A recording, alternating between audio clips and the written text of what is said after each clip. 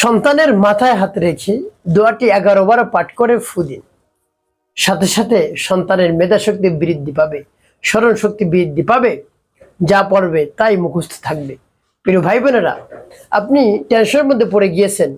আপনার সন্তান অনেক চেষ্টা সাধনা করে লেখাপড়া করার জন্য, তারপরেও ভালো ভালো রেজাল্ট দিতে পারছে না। তার পড়া মনে থাকে না, স্মরণে থাকে না। যতবার পড়ে দেখা যায় সকালে তার পড়া মনে থাকে না, এই জন্য ভালো ভালো রেজাল্ট সে দিতে পারছে না। তার কষ্ট দেখে আপনি কষ্ট পাচ্ছেন।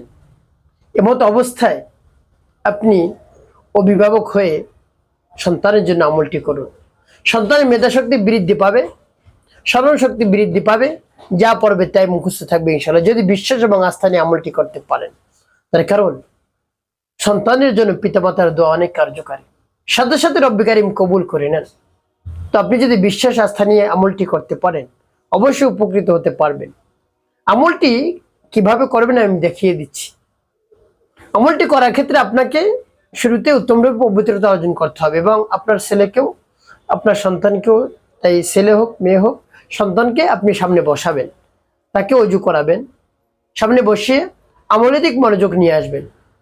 এরপরে জীবনের গুনার কথা স্মরণ করে ক্ষমা প্রার্থনা করবেন। আস্তাগফিরুল্লাহ, আস্তাগফিরুল্লাহ, আস্তাগফিরুল্লাহ। এভাবে 3 বার ইস্তেগফার পাঠ করবেন বা পূর্ণ ইস্তেগফারটি পাঠ করতে পারেন। আস্তাগফিরুল্লাহ রাব্বি মিন কুল্লি যামবি ওয়া আতুবু ইলাইহি লা হাওলা ওয়ালা কুওয়াতা ইল্লা বিল্লাহিল আলিয়্যিল আযীম। এরপরে 3 বার দুরূদ শরীফ সাল্লাল্লাহু আলাইহি ওয়াসাল্লাম, সাল্লাল্লাহু আলাইহি ওয়াসাল্লাম, সাল্লাল্লাহু আলাইহি ওয়াসাল্লাম। ইস্তেগফার দুরূদ শরীফ যখন পাঠ করা হয়ে যাবে, এরপর আপনি কি করবেন? এরপরে আপনি সেই দোয়াটি পাঠ করবেন সন্তানের মাথায় হাত রেখে।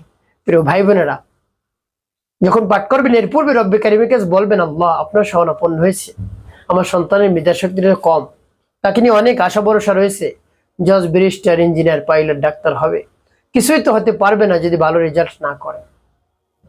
ভালো ভার্সিটির চান্স পাবে না, কলেজে চান্স পাবে না, সে কিভাবে বড় কিছু হবে? আমি টেনশনের মধ্যে পড়ে গিয়েছি। এভাবে রব্বি কারীমের কাছে বলবেন, একেবারে দরদ মাখা কণ্ঠে, ব্যথিত মন নিয়ে আপনি বলবেন। এরপরে দোয়াটি পাঠ করবেন। দোয়াটি পাঠ করে তার মাথায় আপনি ফু দিবেন। পরবর্তী কি কি করবেন বলে দিচ্ছি, দোয়াটি বলে নেই। বিসমিল্লাহির রহমানির রহিম। সুবহানাল্লাহি ওয়ালহামদুলিল্লাহি ওয়া লা ইলাহা ইল্লাল্লাহ ওয়া লা ইলাহা ইল্লাল্লাহু আল্লাহু আকবার। সুবহানাল্লাহি ওয়ালহামদুলিল্লাহি ওয়া লা ইলাহা ইল্লাল্লাহ ওয়া লা ইলাহা ইল্লাল্লাহু আল্লাহু আকবার। যখন পাঠ করা হয়ে যাবে একটু ফু দিবেন। তারপর আপনি আবারও পাঠ করবেন, বিসমিল্লাহির রহমানির রহিম। সুবহানাল্লাহি ওয়ালহামদুলিল্লাহি ওয়া লা ইলাহা ইল্লাল্লাহ ওয়া লা ইলাহা ইল্লাল্লাহু আল্লাহু আকবার। সুবহানাল্লাহি ওয়ালহামদুলিল্লাহি ওয়া লা ইলাহা ইল্লাল্লাহ ওয়া লা ইলাহা ইল্লাল্লাহু আল্লাহু আকবার। পাঠ করে সবাই। তারপর আপনি মনে দরদ নিয়ে আবার পাঠ করবেন, বিসমিল্লাহির রহমানির রহিম। সুবহানাল্লাহি ওয়ালহামদুলিল্লাহি ওয়া লা ইলাহা ইল্লাল্লাহ ওয়া লা ইলাহা ইল্লাল্লাহু আল্লাহু আকবার।